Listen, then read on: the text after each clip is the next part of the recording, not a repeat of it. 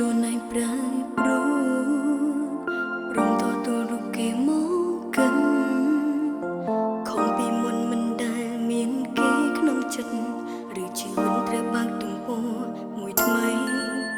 ចេញបារម្ភសុខទុក្ខគ្រប់ពេលក្រុមវេលាសែនវេទនាក្នុងចិត្តពេលគេឃ្លាតឆ្ងាយ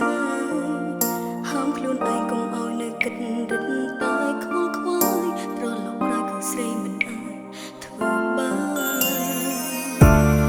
លួចយំនាងអើ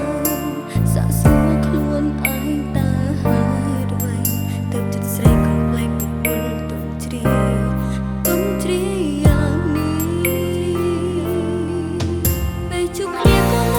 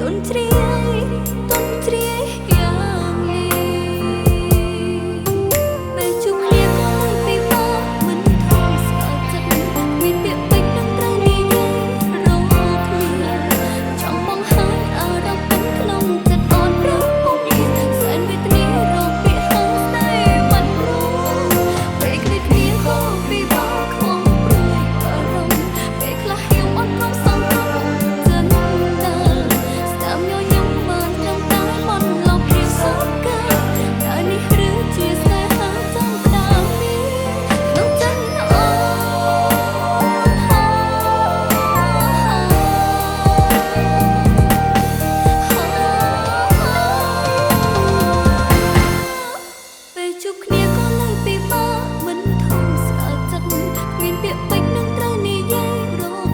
គ្នាចង់បង្ហាញអារម្មណ៍ពេញក្នុងចិត្តអត់ប្រពំនេះសែនវេទនារកពាក្យហៅស្ដីមិនรู้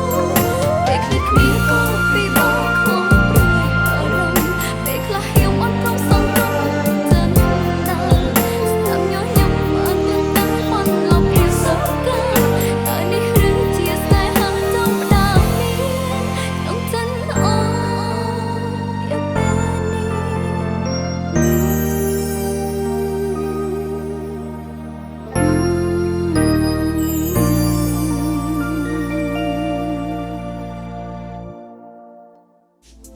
អូនស្រឡាញ់មនុស្សដែលអូនស្រឡាញ់កុំស្រឡាញ់មនុស្សដែលគ្រាន់តែស្រឡាញ់អូន